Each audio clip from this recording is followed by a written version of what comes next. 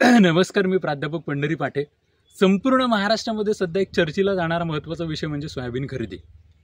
आपण एकंदर पूर्ण महाराष्ट्राचा जर संपूर्ण विचार केला तर महाराष्ट्रामध्ये सर्वाधिक जास्त सोयाबीनचं प्रोडक्शन घेणारे काही प्रमुख विभाग आहेत।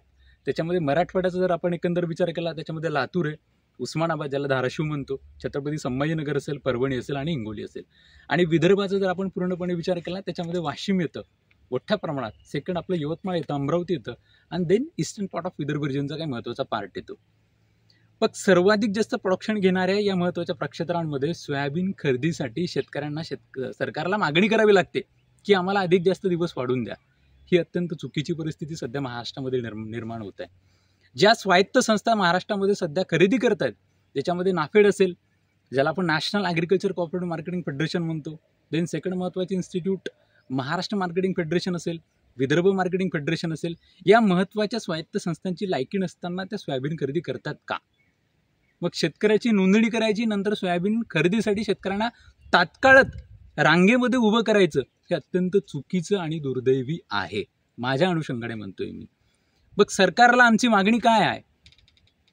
सरकारने सध्या जी खरेदी सुरू केलेली आहे त्याच्यामध्ये सावळा गोंधळ मोठ्या प्रमाणात आहे। ही खरेदी खऱ्या अर्थानं व्यापाऱ्यांसाठी आहे का की शेतकऱ्यांसाठी? हा अत्यंत महत्त्वाचा प्रश्न आहे। या माध्यमातून विनंती आणि रिक्वेस्ट आहे की बाबा आम्हाला खरेदीसाठी मार्चपर्यंत अवधी द्या ना। एवढ्या कमी ड्युरेशनमध्ये कसं होणार आहे? टोटल महाराष्ट्राचं सोयाबीनचं उत्पन्न जर पाहिलं तर जवळपास 60 ते 65 लाख मेट्रिक टन आहे। सध्या टार्गेट किती होतं खरेदीचं सरकारच्या माध्यमातून? 13 लाख मेट्रिक टन। आत्तापर्यंत झालं किती? 5 ते 6 लाख मेट्रिक टन। मग उरलेल्या सोयाबीनचं करायचं काय?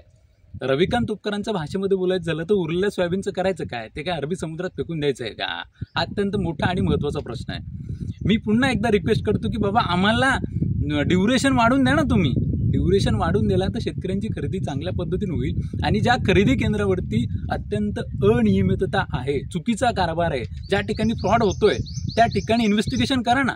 चुकीच्या गोष्टी ज्या ठिकाणी होतात त्या गोष्टीवरती कार्यवाही करणं अत्यंत गरजेचं आहे।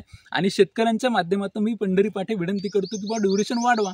इथं काय होईल लक्षात घ्या, सोशल ॲक्टिव्हिस्ट या नात्यानं शेतकऱ्यांसाठी काम करणारे आमच्यासारखे तरुण पोरं ज्या दिवशी मरतील ना तेव्हा महाराष्ट्रामध्ये फार विचित्र आणि वाईट होईल। सरकार उद्या विचार करेल की हे मेलेल्या लोकांसाठी काय करायचं, त्यापेक्षा आत्ता विचार करा।